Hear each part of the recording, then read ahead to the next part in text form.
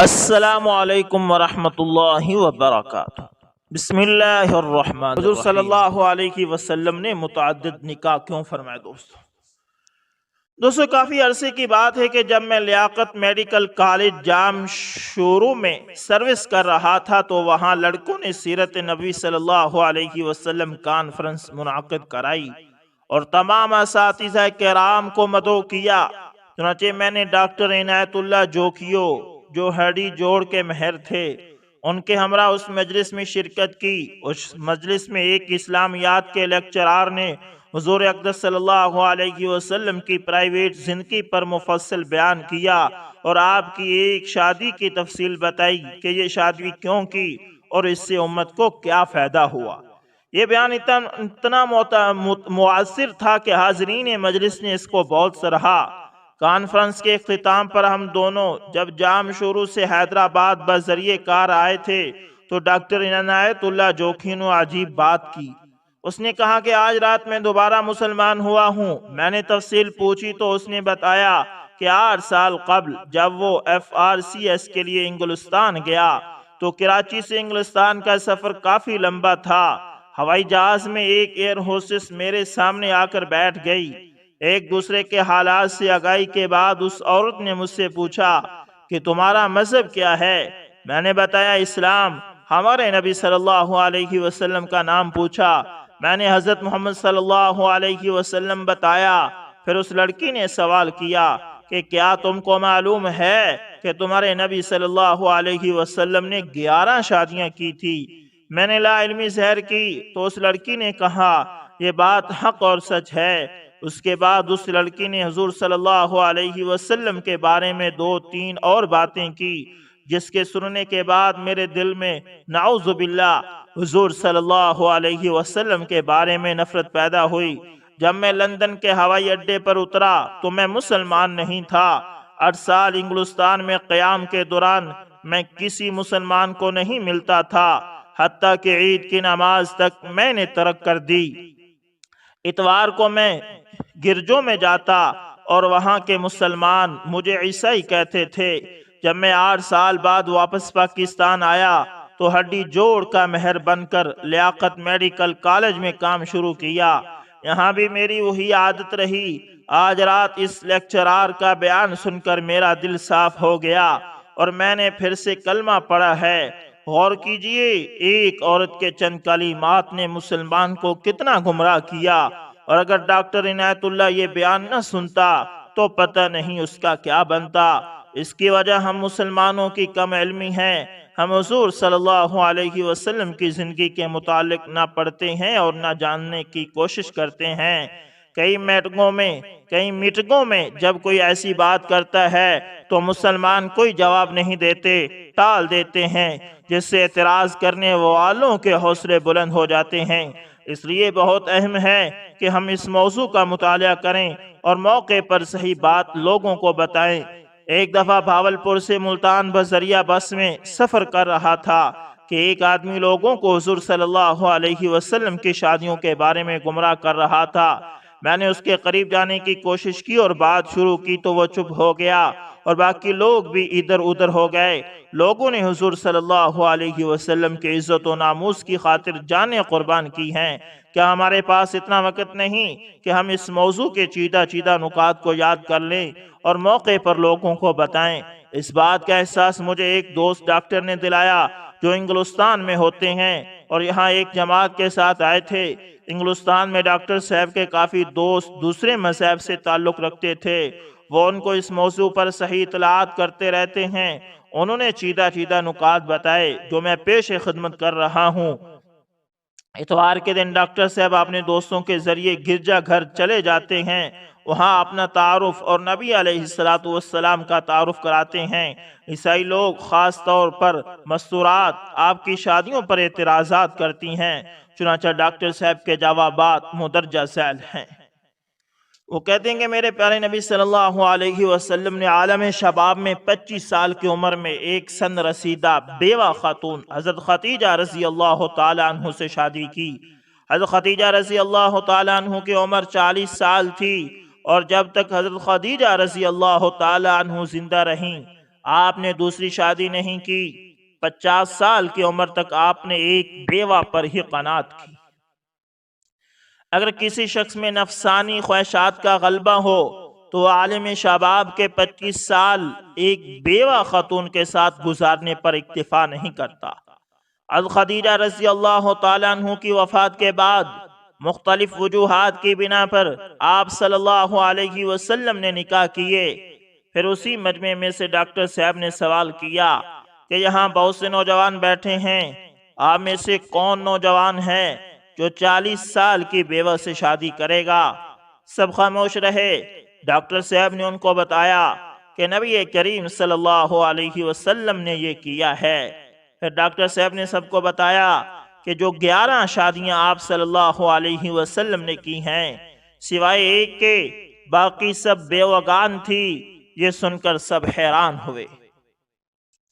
پھر مجمع کو بتایا کہ جنگ احد میں 70 صحابہ رضی اللہ تعالیٰ عنہ شہید ہوئے، نصف سے زیادہ گھرانے بے آسرا ہو گئے، بیوگان اور یتیموں کا کوئی سہارا نہ رہا۔ اس مسئلہ کو حل کرنے کے لیے نبی کریم صلی اللہ علیہ وسلم نے اپنے صحابہ رضی اللہ تعالیٰ عنہ کو بیوگان سے شادی کرنے کو کہا۔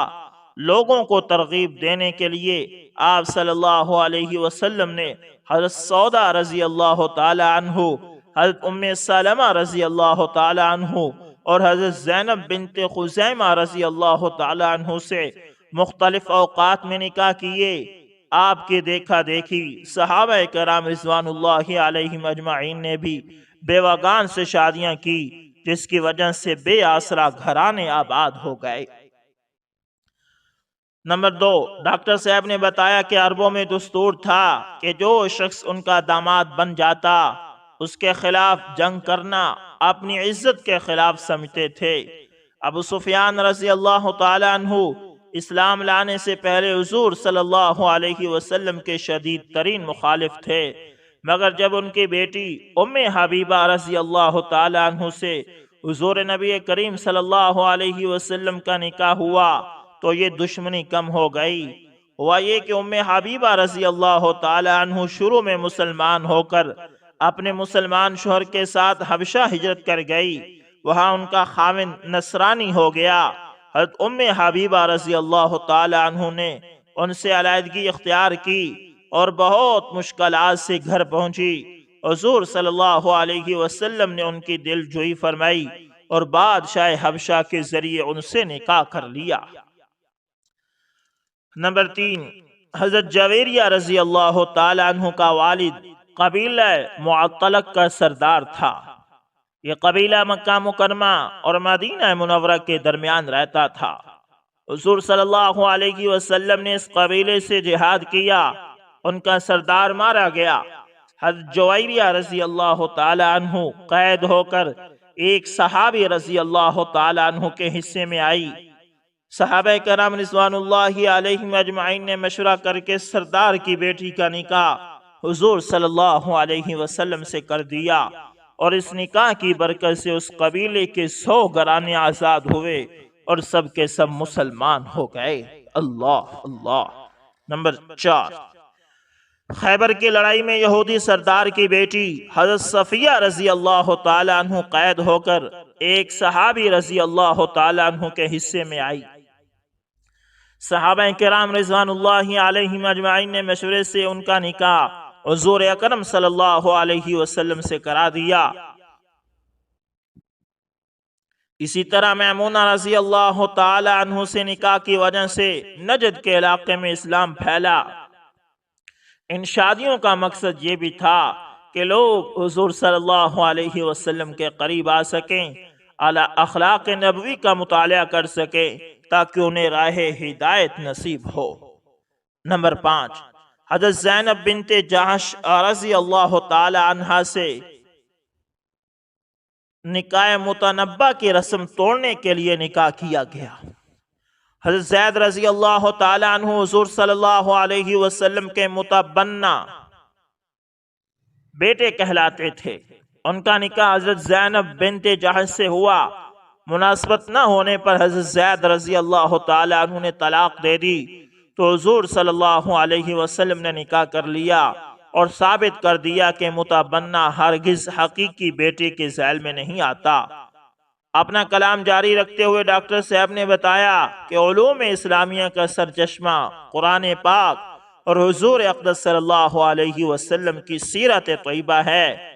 آپ صلی اللہ علیہ وسلم کی سیرت پاک کا ہر ایک پہلو محفوظ کرنے کے لیے مردوں میں خاص کر اصحاب صفہ رضی اللہ تعالی عنہ نے بڑھ چڑھ کر حصہ لیا۔ عورتوں میں اس کام کے لیے ایک جماعت کی ضرورت تھی۔ ایک صحابیہ سے کام کرنا مشکل تھا۔ اس کام کی تکمیل کے لیے آپ صلی اللہ علیہ وسلم نے کئی نکاح کیے۔ آپ صلی اللہ علیہ وسلم نے حکماً ازواج مطہرات رضی اللہ تعالی عنہ کو ارشاد فرمایا تھا کہ ہر اس بات کو نوٹ کریں جو رات کے اندھیرے میں دیکھیں۔ حضرت عائشہ صدیقہ رضی اللہ تعالی عنہا جو بہت ذہین تھی، فطین تھی، زیرک تھی اور فہیم بھی تھی، حضور اقدس صلی اللہ علیہ وسلم نے نسوانی احکام و مسائل کے متعلق حضرت عائشہ صدیقہ رضی اللہ تعالی عنہا کو خاص طور پر تعلیم دی تھی۔ حضور اقدس صلی اللہ علیہ وسلم کے دنیا سے پردہ فرمانے کے بعد حضرت عائشہ صدیقہ رضی اللہ تعالی عنہا 45 سال تک زندہ رہی۔ یعنی حضور صلی اللہ علیہ وسلم کی وفات کے بعد امی عائشہ صدیقہ رضی اللہ تعالی عنہا 45 سال تک زندہ رہی، اور 2210 احادیث آپ رضی اللہ تعالی عنہا سے مروی ہیں۔ صحابہ کرام رضوان اللہ علیہم اجمعین فرماتے ہیں کہ جب کسی مسئلے میں ہمیں شک ہوتا تھا تو حضرت عائشہ صدیقہ رضی اللہ تعالی عنہا کو اس کا علم ہوتا تھا۔ اسی طرح حضرت ام سلمہ رضی اللہ تعالی عنہا کی روایات کی تعداد 368 ہے۔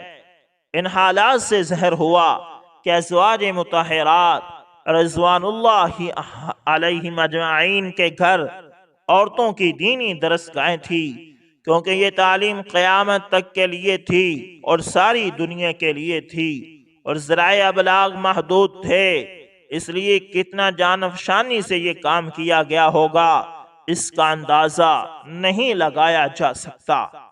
آخر میں ڈاکٹر صاحب نے بتایا کہ یہ مذکورہ بالا بیان میں گرجوں میں لوگوں کو سناتا ہوں اور وہ سنتے ہیں، باقی ہدایت دینا تو اللہ تعالیٰ کے اپنے ہاتھ میں ہے، اللہ کے دستے قدرت میں ہے۔ اگر پڑھے لکھے مسلمان ان نکات کو یاد کر لیں اور کوئی بدبخت ذلیل انسان حضور اقدس صلی اللہ علیہ وسلم کی ذات اقدس پر حملہ کرے تو ہم سب آپ صلی اللہ علیہ وسلم کی ذات اقدس کا دفاع کر سکتے ہیں۔ اللہ تعالی ہم سب کو توفیق دے اور عمل کرنے والا بنائے۔ تو دوستو، میرے بس میں جو تھا میں نے کوشش کر کے آپ تک یہ تحریر پہنچائی ہے ویڈیو کے ذریعے۔ اب آپ لوگوں کا حق بنتا ہے کہ آپ اس ویڈیو کو زیادہ سے زیادہ شیئر کریں، اور ساتھ میں دوستو اس کو یاد بھی کریں، تاکہ اگر کوئی بدنیت شخص آپ علیہ السلام کی ذات اقدس پر بولنا چاہے تو ہم اس کا دو ٹوک جواب دے سکیں۔ دوستو، امید کرتا ہوں ویڈیو بہت ہی اچھی لگی ہوگی۔ پسند آئے تو لائک شیئر کومنٹ لازمی کریں، اور اگر دوستو آپ ہمارے چینل AS انفارمیشن TV پر نئے ہیں تو اس کو بھی لازمی سبسکرائب کریں۔ دوستو، ملتے ہیں کسی نیکسٹ اچھی سی ویڈیو کے اندر، تب تک کے لیے اللہ حافظ، جزاکم اللہ خیر۔